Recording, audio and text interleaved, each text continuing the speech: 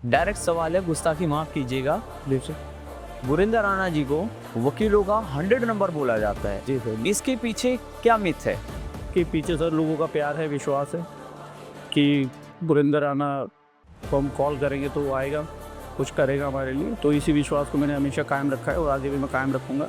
कोई मुझे अच्छा लगता है, कोई मुझे मेंबर्स फ़ोन करता है, मेरा वकील साथी, मेरी बहन या भाई को मुझे कॉल करता है और मुझे वो इस लायक समझते हैं कि मैं उनकी किसी काम आ सकूँ, तो मेरे लिए ये बहुत प्राउड की बात है और मैं हर तरह से हर प्रयास करता हूँ कि मैं उनकी किसी न किसी रूप में काम आऊँ। आपका मैनिफेस्टो का पार्ट ये है, जीरो टॉलरेंस। बिल्कुल बिल्कुल सर, बिल्कुल ये रहेगा और इसमें कोई सर कॉम्प्रोमाइज़, क्योंकि इज्जत पहले, सम्मान पहले।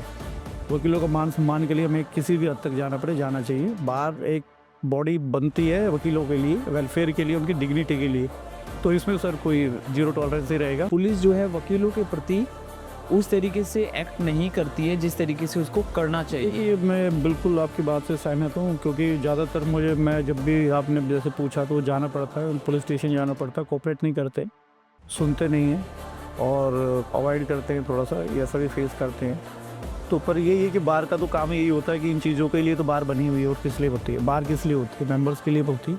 मेंबर्स की मुसीबत में है, कोई नहीं सुन रहा, तो बार का तो काम तो 24/7 होना चाहिए, क्योंकि मेंबर्स के लिए कब क्या दिक्कत आई तो बार को नहीं पता, लेकिन आपको अवेलेबल रहना चाहिए। तो पुलिस का जो है बुरा कंट्रोल करेंगे, उसके लिए बहुत एजेंडे हैं, वो टाइमली आपको दिखेंगे। तो बिल्कुल सब मेंबर्स की, मैंने भी जैसे कहा कि डिग्निटी और रिस्पेक्ट सबसे पहले, तो इसके लिए कोई कॉम्प्रोमाइज़ नहीं, जीरो टॉलरेंस। तो एक आपकी पर्सनल लाइफ और एक आपकी प्रोफेशनल लाइफ, जी इसको आप कैसे बैलेंस करते हो? सर, इसमें ऐसा है कि जब आपको सोशल, अगर आप होते हैं, आप बार में इलेक्टेड होते हैं, तो आपको प्रायोरिटी बार मेंबर्स के लिए, एडवोकेट्स के लिए रखनी ही पड़ती है, वो रखनी भी चाहिए। एक विश्वास लेके आपको मेंबर्स, एडवोकेट सेलेक्ट करते हैं कि आप उनके लिए सोचेंगे, उनके लिए करेंगे, तो आप प्रैक्टिस को थोड़ा मिनिमाइज़ रखेंगे और एडवोकेट से ज़्यादा सोचेंगे तो ही वेलफेयर हो पाता है। कोई बैलेंस तो करना है। बैलेंस क्या मतलब, उसको आप थोड़ा डाउन ही रखेंगे, वेलफेयर को अपग्रेड रखना पड़ेगा आपको, क्योंकि एक विश्वास होता है कि यार मैंने इसको सेलेक्ट किया है, मेंबर बनाया है, या इनको एग्जीक्यूटिव कमेटी में हमने बिठाया है, तो काम भी करेंगे। तो इस विश्वास पे आप खरे उतरोगे तो बेटर है। बार और बेंच के रिलेशन को लेकर के आपके एजेंडे में क्या है? सर, बार और बेंच में मानते हो एक सिक्के के दो पहलू हैं। इसके अंदर give respect, take respect, advocates की डिग्निटी, रिस्पेक्ट, मैं बहुत मानता हूँ इन चीज़ों को। और बार की तरफ से भी कई बार ऐसी चीज़ें आती हैं कि भी मेंबर्स परेशान है, कोई एडवोकेट साहब है, उनके साथ कुछ हो जाता है, तो जाते हैं हम, बार से भी जाते हैं, बेंच वालों से भी बातें करते हैं। तो एक अच्छे रिलेशन होनी चाहिए और उसी से हद तक रहेंगी जो है एक, मतलब वो बटरिंग पॉलिसी ना हो, क्योंकि आप बाहर के जब एग्जीक्यूटिव में आते हैं तो आपको सब चीज़ बैलेंस करके चलनी पड़ती है। आपको मेंबर्स के लिए भी काम कराने होते हैं, लेकिन आपको अपना पर्सनल फेवर के लिए या कोर्ट उनमें रिलीफ लेने के लिए या इस तरीके से बटरिंग पॉलिसी के मैं थोड़ा सा अगेंस्ट रहता हूँ। हाँ ठीक है, बार बेंच है, सम्मान दो, सम्मान लो, जो मेंबर्स के लिए काम होने होते हैं उसके लिए करेंगे।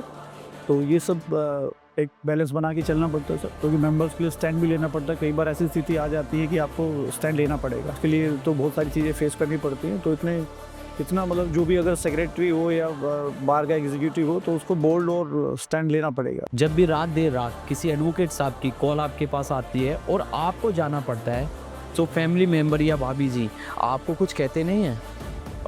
सर, मैं यही कहते कि जाओ और काम करके आना। पहले पूछते थे, अब तो उनको पता है कि जाना है और काम करना है, तो उसके लिए सब कोऑपरेट रहता है और फैमिली कोऑपरेट करती है। जब भी आप इतने स्ट्रॉन्ग बन पाते हैं कि आप दूसरों के लिए काम कर पाएँ।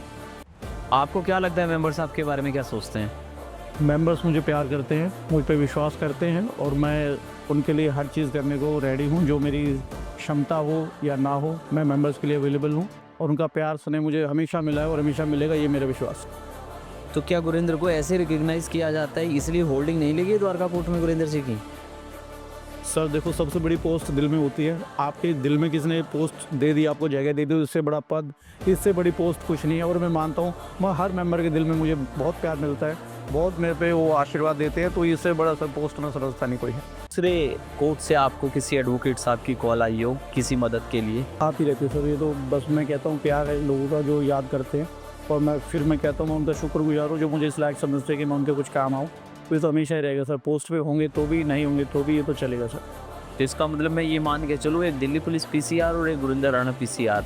कह सकते हैं सर आप। धन्यवाद सर आपका स्टूडियो में आने के लिए, और आपको बेस्ट विशेस उसके अलावा अगर आप अपना कुछ एजेंडा अगर बताना चाहे अपकमिंग इलेक्शन के लिए। माई मोटो योर सर्विस, मेरा ध्येय आपकी सेवा, जैसे भी जहाँ भी जब भी हमेशा उपलब्ध हूँ और हमेशा रहूँगा।